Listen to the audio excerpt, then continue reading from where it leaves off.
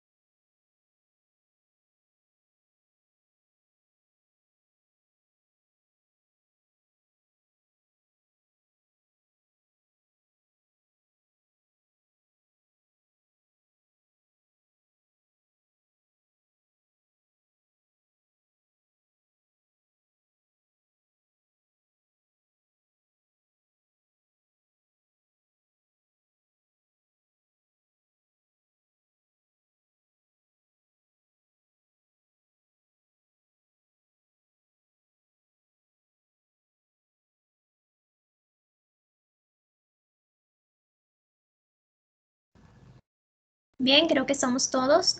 ¿Cómo se encuentran el día de hoy? ¿Cómo están? Muy bien, ¿y usted? Bien, bien.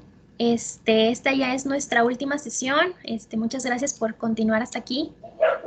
Hoy vamos a hablar de nuestro último tema del primer bloque de Historia Universal Contemporánea, que es la Revolución Rusa.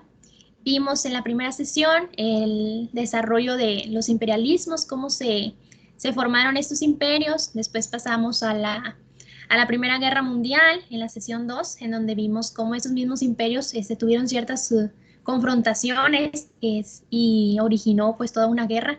Y ahora veremos una de las consecuencias de la Primera Guerra Mundial, que es la Revolución Rusa. Es un tema muy interesante, y bueno, igual, después de mí, continúa mi compañero Pedro Emiliano con los siguientes temas, que es economía global y la Segunda Guerra Mundial, que también son muy interesantes. Espero también nos puedan acompañar en estas sesiones. Ahora, la primera actividad que tenemos el día de hoy es un pequeño glosario. Les voy a compartir la pantalla para platicarles de qué se trata. Permítanme.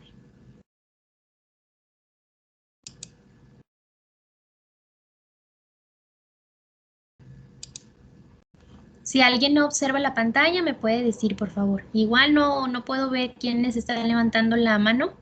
Entonces, pueden encender su micrófono si hay algún problema, me dice.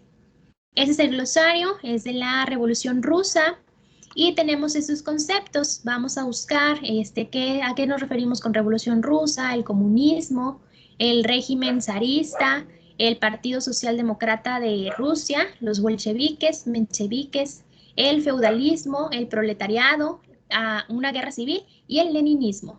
¿Ok? Entonces vamos a tener unos 10 minutos para buscar cada uno de esos conceptos. Pueden buscarlo en libros, en documentos científicos, en internet, en videos incluso. Entonces tenemos el suficiente tiempo para investigar y empaparnos de información acerca de estos conceptos que ahorita nos van a servir mucho para la exposición.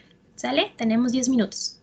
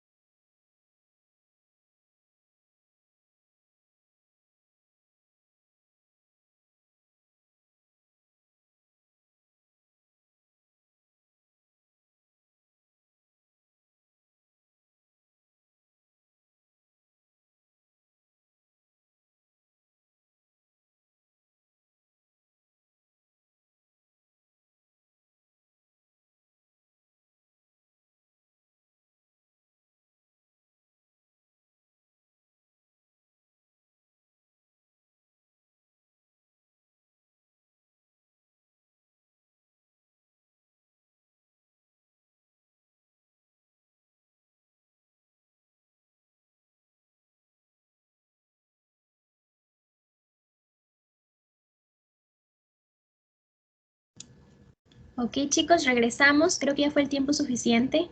Tengan a la mano este archivo, puesto que nos va a servir estos conceptos para poder tener más información y tener en claro los términos que se van a utilizar durante la exposición que daré. Entonces, igual en la exposición, mientras encuentren ustedes otro concepto, lo pueden ir agregando si tienen alguna duda, o pueden también escribir debajo del glosario notas acerca del tema, para enriquecer más de la información. Bueno, pues ahora vamos a pasar a la exposición como tal. Voy a cerrar este glosario. Y bueno, la exposición de la Revolución Rusa se las estaré mostrando mediante un esquema. Este es un esquema donde vamos a ver desde qué es la Revolución Rusa, sus antecedentes, las causas, sus características, la forma en que se va a desarrollar la Revolución Rusa y por último las consecuencias que tiene. Ahora sí podemos ver, están de colores para que nosotros podamos apreciar mejor cada uno de los apartados y pues vamos a comenzar. Igual si tienen alguna duda pueden intervenir cuando ustedes gusten. Iniciamos. ¿Qué es la Revolución Rusa? Para comenzar, esta Revolución Rusa es un proceso histórico que va a transformar las estructuras tanto políticas, sociales, económicas en Rusia en 1917. Vemos que todavía es durante la primera revolución industrial, pero bueno, más bien después, ¿verdad? Vamos a platicar bien acerca de cómo estaba Rusia durante, antes de que sucediera este acontecimiento de la revolución. Vamos a hablar de una Rusia durante el siglo XIX y a finales más o menos del siglo XX, en donde se nos va a presentar que Rusia vive bajo el régimen bajo una monarquía absolutista. ¿Qué quiere decir? Pues que solamente los reyes, la aristocracia y los reyes eran los que tomaban las decisiones, el pueblo no intervenía para nada y pues es absolutista porque pues ellos mismos son los que toman las decisiones. Ellos estaban conformados por la familia Romanov. Ellos, también su historia es muy interesante y cómo las familias entre las mismas imperios se terminaban siendo familia y pueden investigar más acerca de esto. La familia Romanov tenía para ese entonces más de 300 años en el poder, es decir, era una monarquía ya muy bien consolidada. En Rusia también en ese entonces existía una economía feudal, donde la aristocracia es quien tiene todas las riquezas y pues los campesinos, los obreros y demás son las personas, el proletariado en sí, son quienes pues viven en condiciones desfavorables. De hecho, un dato interesante que para ese entonces más del 80% de la población era campesina, analfabeta y miserable. Y pues obviamente ellos estaban reprimidos. ¿Y por qué? Porque pues aparte de que carecían de los productos básicos, había una gran alza de precios. Esto como consecuencia de la crisis de la Primera Guerra Mundial, ¿verdad? ¿Cómo le hace Rusia, verdad, para poder solventar los gastos de la guerra? Pues a ellos mismos, a los mismos pobladores, les cobraban los impuestos o en los mismos precios de los alimentos, pues cada vez iban en aumento para lo mismo de poder sobrevivir. Bueno, ellos viven aparte por no tener lo necesario y por todas esas injusticias, pues están reprimidos. Por lo que en 1905, desde ese entonces se va a presentar dos sucesos. El primero, no sé si recuerdan que en la clase pasada veíamos en la línea de las causas de la Primera Guerra Mundial que Rusia y Japón se habían enfrentado. Y esto resulta dos cosas. Primero, pues Rusia pierde y ahora se iba a enfocar a los Balcanes, ¿recuerdan? Y también resultó una movilización de obreros. Empiezan el mismo proletariado a levantarse y a decir que pues están cansados, pero también va a resultar lo que es el Domingo Sangriento. Esta es una gran matanza que vivió Rusia en 1905.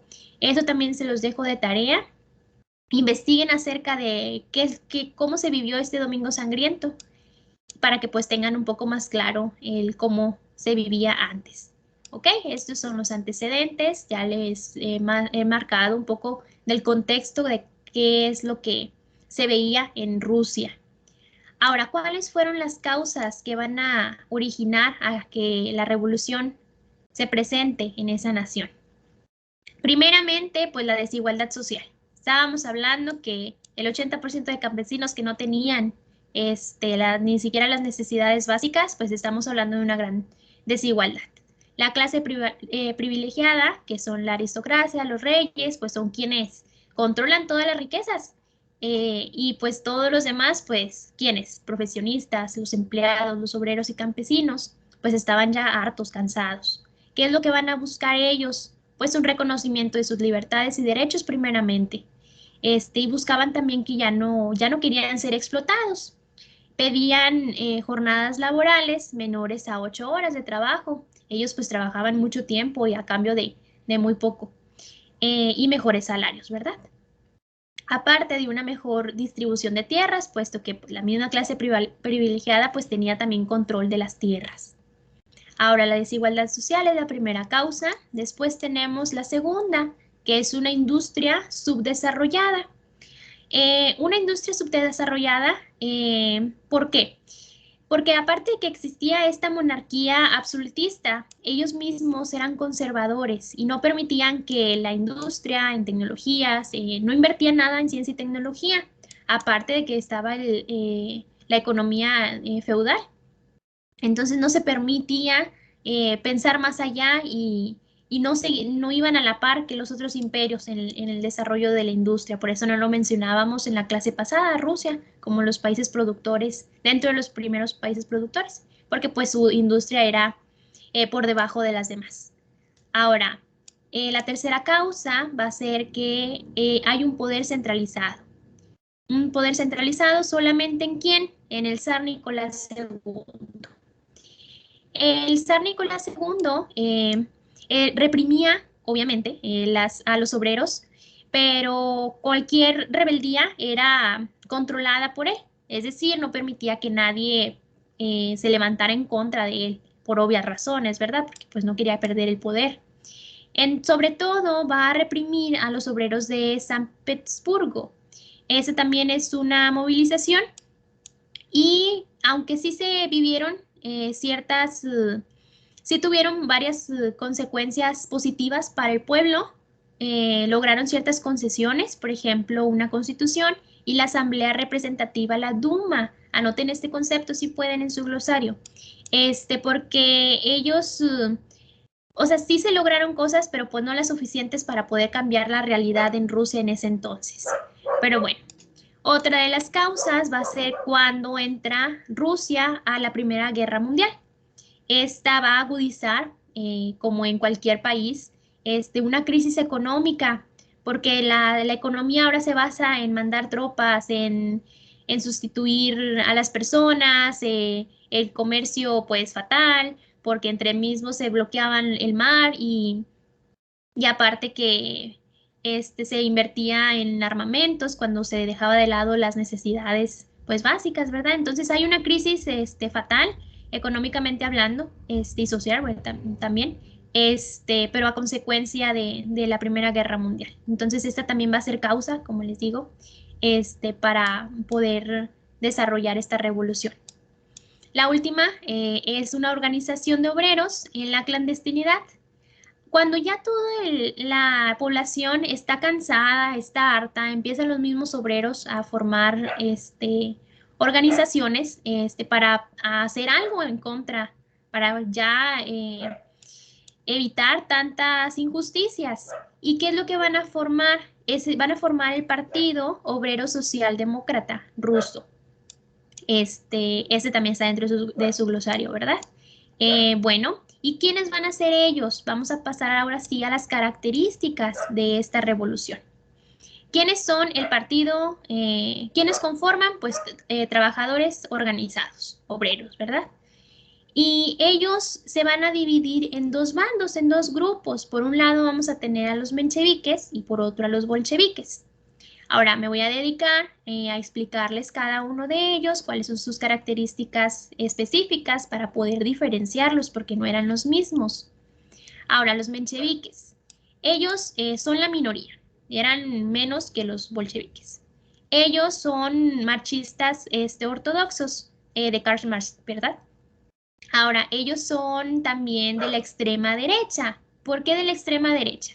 Ellos buscaban primero instalar en Rusia una fase capitalista, un sistema capitalista, para que después se viniera un real socialismo. Entonces, esto es lo que ellos buscaban. Por eso la minoría los apoyaba, porque pues estas eran sus ideas, pero aún así había personas que lo seguían.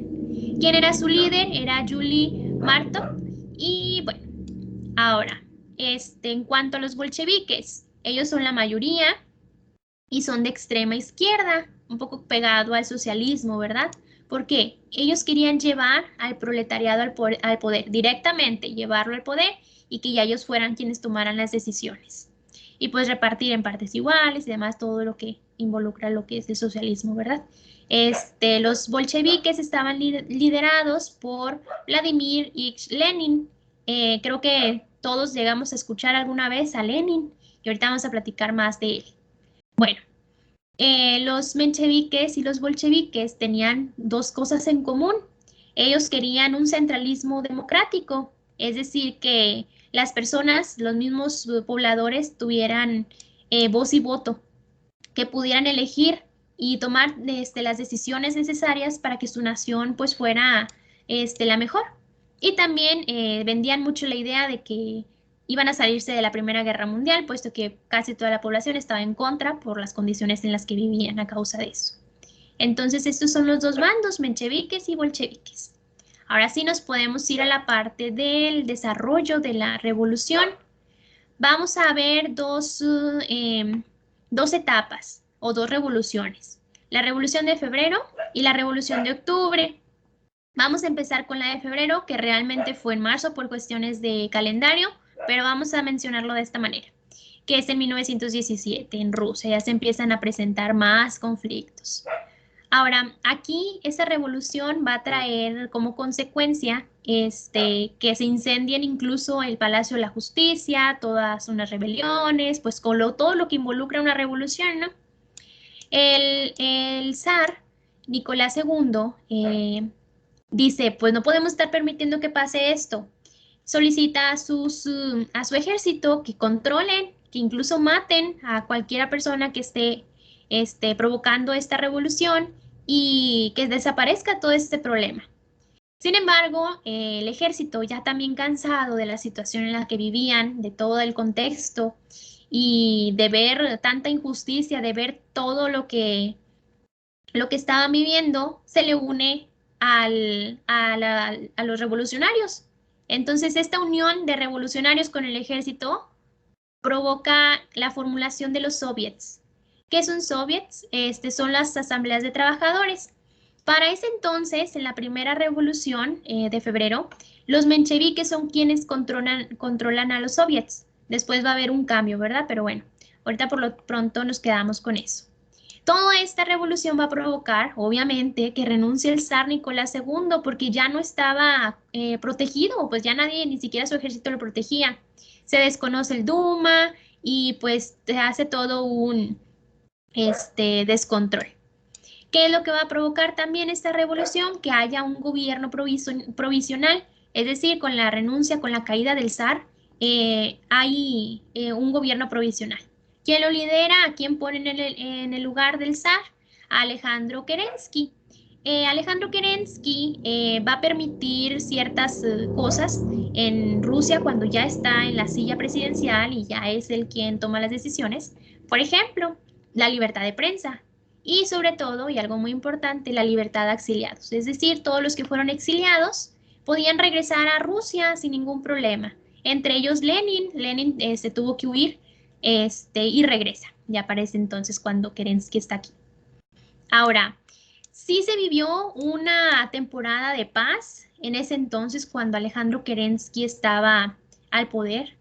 Paz en el sentido de que pues el zar ya no estaba tomando las decisiones y por un momento la población pues estuvo tranquila. Sin embargo, no habían cambiado las cosas para nada. Simplemente pues ya no estaba el zar. Ellos, Kerensky y su gente seguían mandando tropas a la Primera Guerra Mundial y había represión de opositores, es decir, cualquier persona que estuviera en contra de Kerensky también era reprimido. Entonces esto va a provocar obviamente otra revolución en la Revolución de Octubre, ahora en contra de Kerensky. ¿Y quiénes se apoyan? Pues los mencheviques y bolcheviques, ¿verdad? Porque querían tomar desde un entonces, ellos querían tomar desde un entonces el poder. Ahora Lenin va a derrotar a Kerensky y cuando ya derrotan a Kerensky, Kerensky ya no está en el poder, gracias a la Revolución de Octubre, pues Lenin va a convocar a unas elecciones que son los Sovnarkom, ¿ok? Esas elecciones, pues él buscaba, pues ganar, obviamente. Sin embargo, fue todo lo contrario, no va a ganar el puesto, y esto se va a desembocar una guerra civil, puesto que se decepcionó en que sus propias elecciones, pues no fue él el elegido. Esta guerra civil se formó entre dos bandos igual, el Ejército Rojo, que son los bolcheviques, donde está Lenin, y que era dirigido por Trotsky, también un personaje muy importante en esta guerra, en esta revolución. Y el segundo bando es el Ejército Blanco, que eran los conservadores, es decir, todos los que no querían que Lenin estuviera en el poder, o los otros que eran estaban en las mismas elecciones y que no lograron llegar a ese lugar, al puesto. Ahora, ¿quiénes van a ganar en esta guerra civil? Son los vencedores, los bolcheviques, es decir, el ejército rojo. Y aquí, a partir de aquí, va a resultar lo que es el leninismo. También en otros países lo van a tomar y también es muy interesante aprender acerca de esto. Una vez que ya vimos cómo resultó la revolución rusa, vamos a ver cuáles fueron las consecuencias de todos estos movimientos.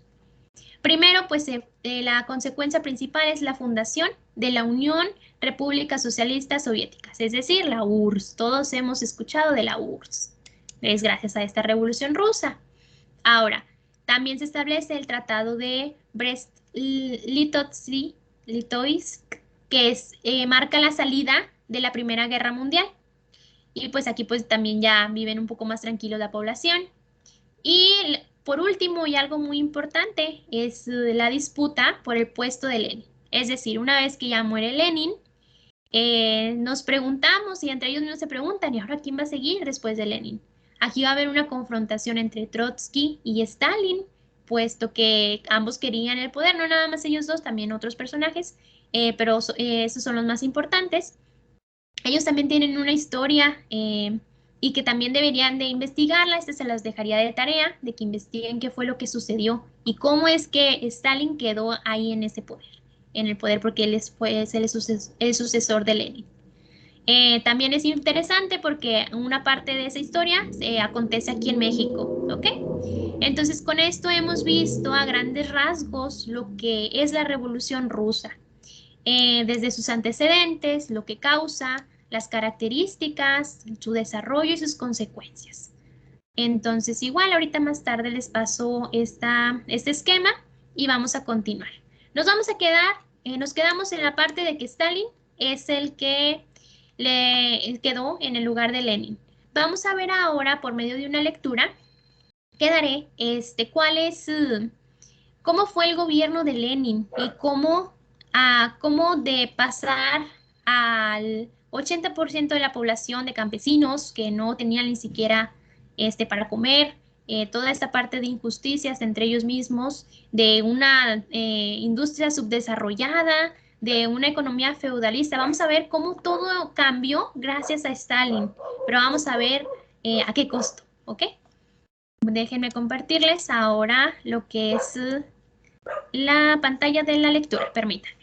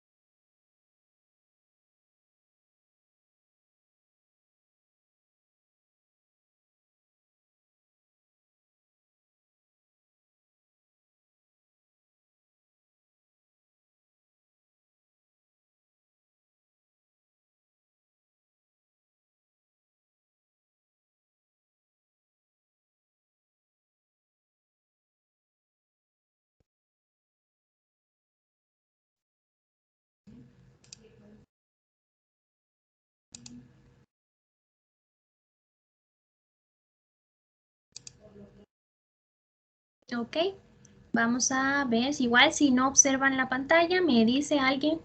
Por lo pronto voy a comenzar. El gobierno de Stalin y los planes quinquenales. A la muerte de Lenin en 1924 es sustituido por Stalin. Este se convierte en dirigente absoluto de la URSS hasta su muerte en 1953. Durante su gobierno introdujo grandes reformas que convirtieron a Rusia en una de las potencias económicas, científicas, militares más grandes del mundo. Entonces sí hubo un gran cambio, ¿verdad? Vamos a ver cómo fue. Su política económica serán los planes quinquenales, cuya tarea esencial consistía en transformar la URSS en un país industrial, en especial la industria pesada.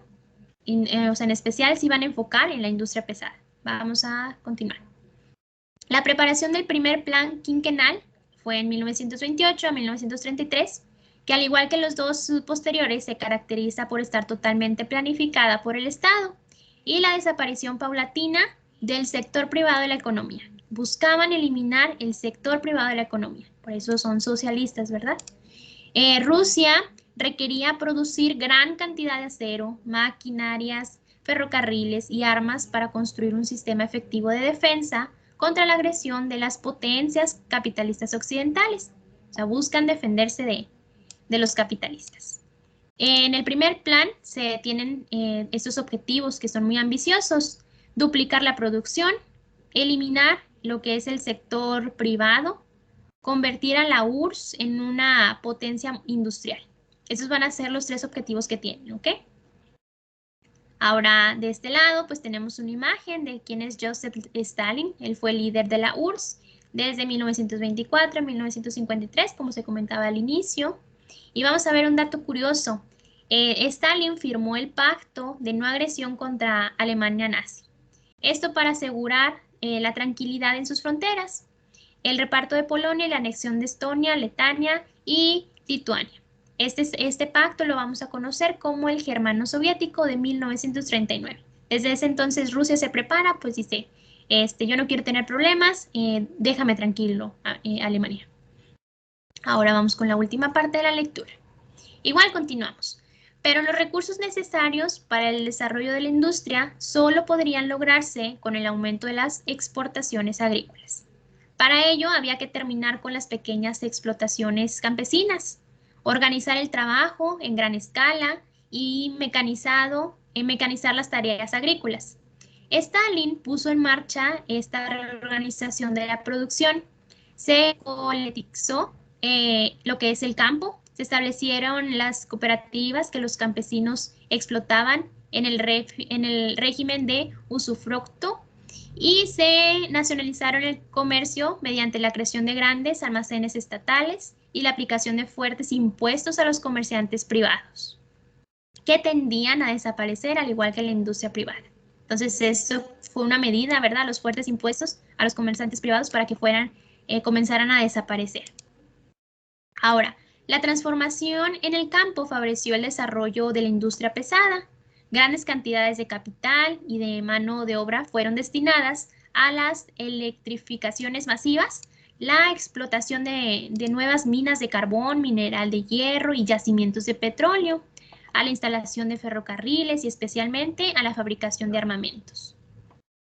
Además, Stalin promueve la construcción de grandes obras públicas, embalses, electrificación, minería, la siderurgia, para los campesinos, obreros y oposición política, con el objetivo de hacer de la URSS un país industrializado de primer mundo. Y lo logra, ¿no? Bueno, última parte. Stalin respondió organizando purgas de opositores. Vamos a poner mucha atención en esta parte. Purgas de opositores. Millones fueron arrestados, torturados y obligados a confesar toda clase de crímenes.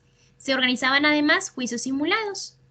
Algunos historiadores calculan que la primera década de inicio del plan quinquenal, el número de víctimas asesinadas fueron 8 millones de muertos. El ejemplo anterior es Ucrania. Aquí se vivió una hambruna forzada durante los años de 1932 a 1933. Stalin vio el nacionalismo ucraniano como una amenaza al poder soviético, así que decidió aplastarles en 1929. Arrestó a miles de intelectuales ucranianos bajo falsos cargos y o bien los fusiló o bien los envió a campos de trabajo en Siberia. Entonces, de esta manera fue el gobierno de Stalin y es gracias a los planes quinquenales, es de que ellos llegan a ser una de las potencias mundiales y pues que aún lo siguen siendo, ¿no?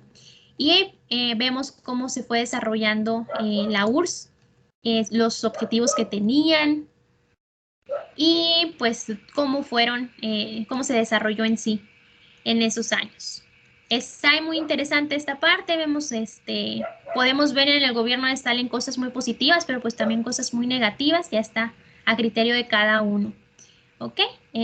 Ahora chicos, les voy a presentar un video, es un video a forma de resumen de todo lo que hemos visto hasta el día de hoy. Y déjenme compartirles porque tiene que tener sonido.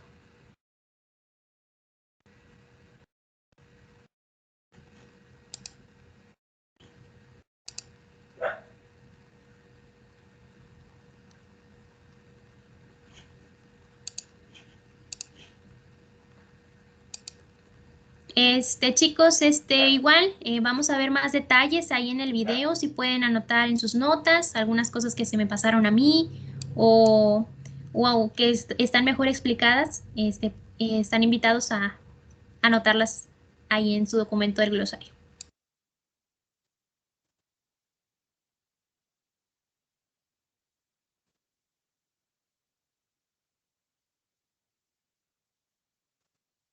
Un movimiento político, social y económico que estalló en el año 1917 en el Imperio ruso. Este episodio, por las trascendentales consecuencias que derivaron de él, es considerado como uno de los más grandes acontecimientos de la época contemporánea. La consecuencia fue el derrumbe de la dinastía de los zares, herederos de los emperadores romanos, lo que significó la abolición del sistema absolutista y despótico hasta entonces imperante. La revolución trajo consigo como resultado un gobierno de corte comunista dirigido por Vladimir Lenin. Las consecuencias que motivaron la revolución rusa fueron: primera causa. Rusia estaba en guerra con Alemania, se trataba de la Primera Guerra Mundial, entonces llamada la Gran Guerra. Las constantes derrotas que estaban sufriendo los ejércitos rusos en la guerra y las numerosas bajas llevaron al descrédito a los Romanov, la última dinastía zarista, con Nicolás II a la cabeza. Años antes, en 1905, tuvo lugar una primera revolución tras la derrota rusa ante Japón en la guerra ruso-japonesa.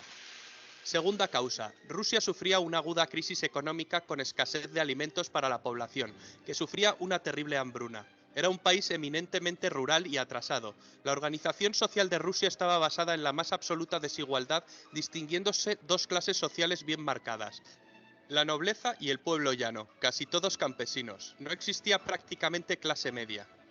La tercera causa la encontramos en la esposa del zar Nicolás II, la emperatriz Alejandra, de origen alemán, tremendamente impopular y enemiga de cualquier reforma favorable al pueblo. Un año antes habían asesinado a Rasputín, médico y asesor de la emperatriz. Estas causas, unidas a un invierno muy duro, fueron el detonante que hizo saltar la revolución. Vamos a distinguir dos fases dentro de la revolución en el año 1917, la revolución de febrero y la de octubre, que en realidad se produjeron en marzo y en noviembre, ya que Rusia se regía por el calendario juliano en vez de por el calendario gregoriano, como el resto del mundo. La revolución de febrero se inició con una huelga espontánea de los trabajadores de las fábricas de la capital, Petrogrado, hoy San Petersburgo. Los días siguientes, las huelgas y manifestaciones se generalizaron por todo Petrogrado, y la tensión fue en aumento. Las manifestaciones cada vez fueron más multitudinarias. El ejército no contó con los medios para reprimir la revolución, y Nicolás II, el último emperador de Rusia, tuvo que abdicar.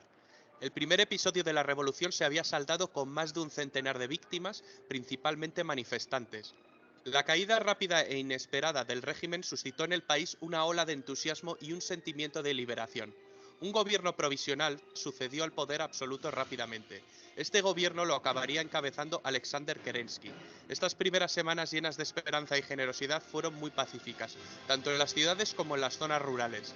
No hubo represalias contra los antiguos siervos del zar. Se decretó libertad de prensa, de reunión y se permitió la entrada de exiliados políticos, entre ellos la entrada del revolucionario Vladimir Lenin, que vivía en el exilio. Las posiciones se empezaron a mover. Los soviets, que eran asambleas populares de obreros, soldados y campesinos, en un principio permitieron al gobierno provisional gobernar, pero insistieron en una prerrogativa para influir en el gobierno y controlar diversas milicias. La masa de trabajadores y campesinos se politizaba. El pequeño partido bolchevique, liderado por Lenin, quien impuso una radicalización estratégica, se hizo portavoz del creciente descontento general y se convirtió en depositario de las aspiraciones populares. Con sus grandes dotes de oratoria, comenzó a defender los postulados de Karl Marx para sustituir el capitalismo por un nuevo sistema socioeconómico socialista e instaurar la dictadura del proletariado. Un frenesí por dialogar y exponer ideas se instaló en la sociedad. El gobierno de Kerensky cada vez era más impopular. Incapaz de hacer reformas, se distanció de la población. Se siguieron mandando tropas para luchar en la Primera Guerra Mundial. Esto desencadenó revueltas populares. El gobierno provisional optó por la represión y comenzó a perseguir a los opositores.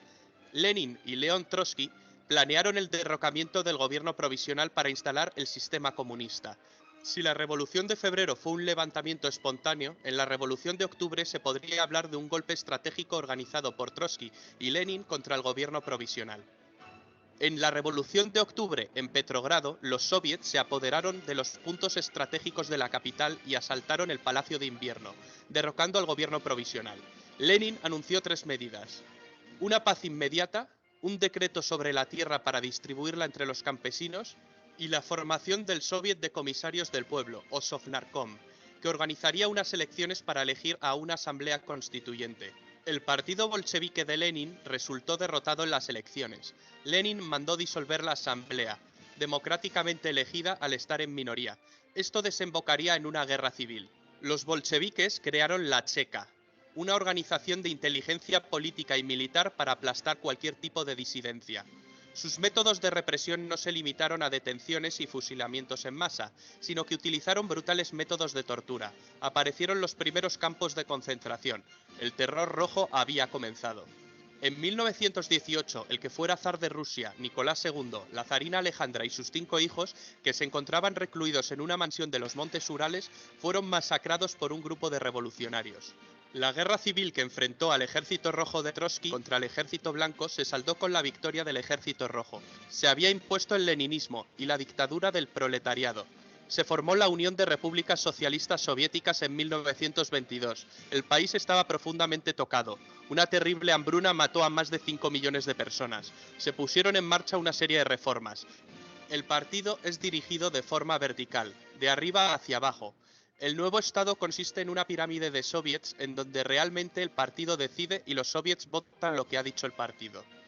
En 1922, un Lenin enfermo deja su puesto. Se inicia una disputa por la sucesión entre Trotsky, el creador del Ejército Rojo y la cabeza más brillante del partido, y otros cabecillas.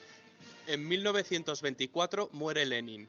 Iósif Stalin, un hombre al que todos habían infravalorado, se impuso contra todo pronóstico y sería el sucesor de Lenin.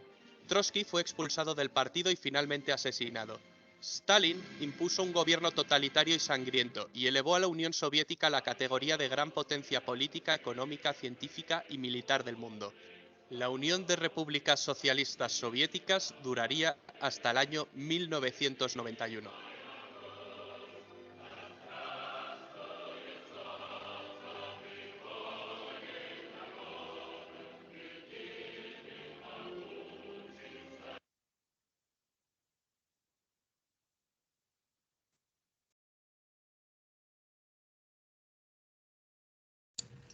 Bien, chicos, ahora vamos a pasar a nuestra última actividad.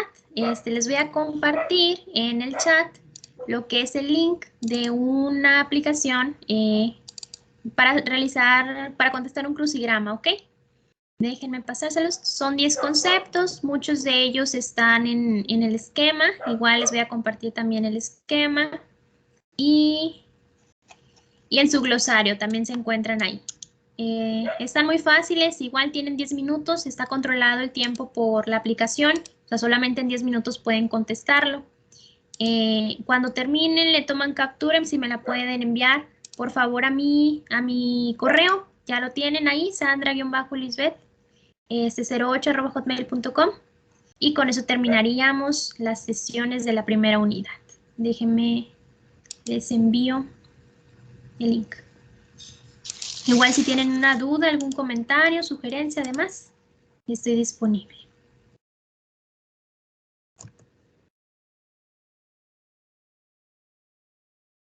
Ok, ya se los envié, creo que ahorita en unos minutitos más les llega. Y bueno, tienen 10 minutos. Comenzamos ahorita.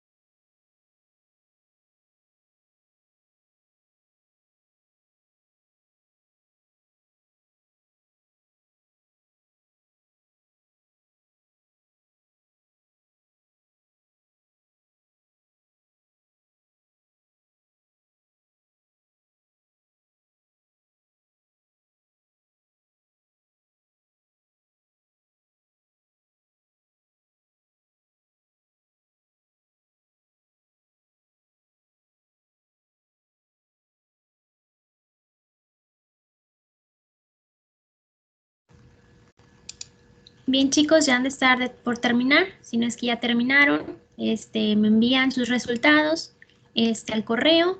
Y con esto me despido. Quedo muy agradecida con todos ustedes por estar hasta aquí.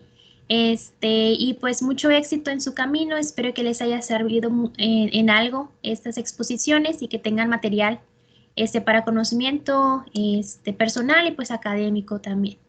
Muchas gracias, chicos, y espero verlos pronto. Gracias. Muchas gracias. A ustedes.